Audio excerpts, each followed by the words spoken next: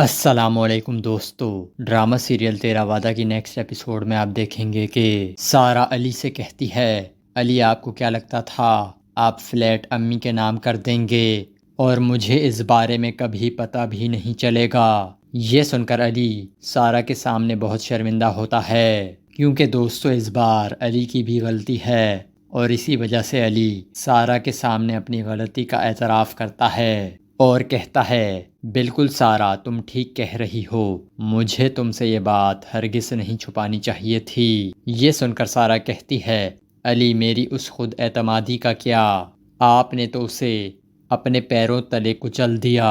دوستو اس کے بعد آپ دیکھیں گے کہ علی سارہ کو سمجھاتے ہوئے کہتا ہے، سارہ یہ سب کچھ میں نے تمہاری اور تمہارے گھر والوں کی خوشیوں کی خاطر کیا۔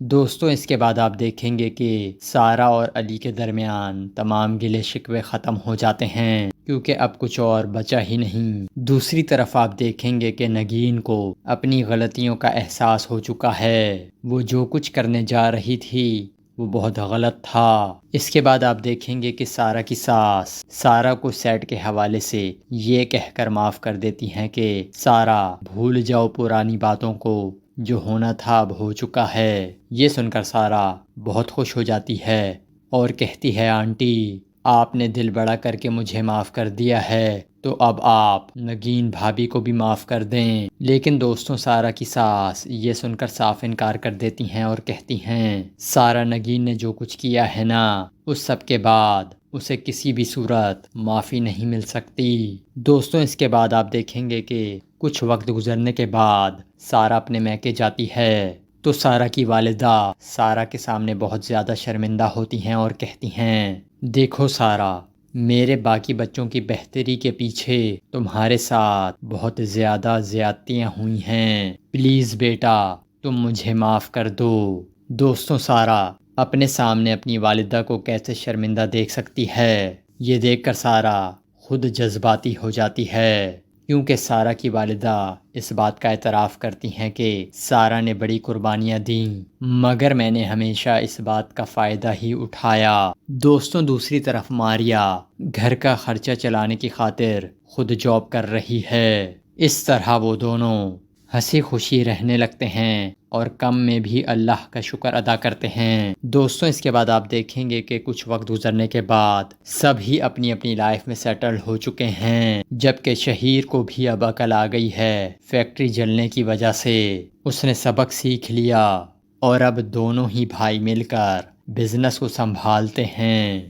ایسے میں ایک دن نگین اپنے گھر واپس آ جاتی ہے۔ نگین کو دیکھ کر شہیر اور اس کی ماں سمیت سبھی لوگ حیران رہ جاتے ہیں، لیکن شہیر اور اس کی ماں کو نگین کو دیکھتے ہی غصہ آ جاتا ہے۔ پھر شہیر کی ماں نگین سے کہتی ہیں، تمہیں اندر کس نے آنے دیا نگین؟ یہ سن کر نگین روتے ہوئے کہتی ہے، امی اس گھر سے ابھی میرا رشتہ تو نہیں ٹوٹا نا، اور نہ ہی شہیر سے۔ یہ سن کر شہیر کی ماں غصے سے آگ بگولا ہو کر کہتی ہیں، تم فکر مت کرو نگین، یہ سلسلہ بھی بہت جلد ختم ہو جائے گا۔ دوستوں اس کے بعد آپ دیکھیں گے کہ اب نگین جسے سچ میں اپنی غلطیوں کا احساس ہو چکا ہے، مگر شہیر اور اس کی ماں تو اسے اس گھر سے نکالنے کے در پہ ہیں، کیونکہ نگین کی غلطی اتنی بڑی تھی کہ وہ دونوں نگین کو معاف نہیں کر سکتے۔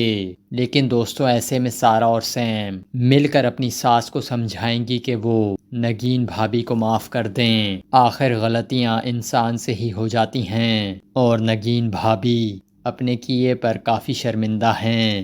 اس کے بعد آپ دیکھیں گے کہ سیم کہتی ہے، امی میں نہیں چاہوں گی کہ میری وجہ سے کسی کی زندگی تباہ ہو۔ یہ سن کر شہیر کی ماں اور شہیر نگین کو معاف کر دیں گے۔ اس کے بعد نگین ہنسی خوشی آ کر رہے گی اسی گھر میں، اور اب سے جتنی توجہ اسے شہیر کی جانب سے ملے گی اسی پر صبر شکر کر کر رہے گی اور گھر میں کوئی مزید فساد برپا نہیں کرے گی۔ اور یہاں اس قسط کا اختتام ہو جاتا ہے۔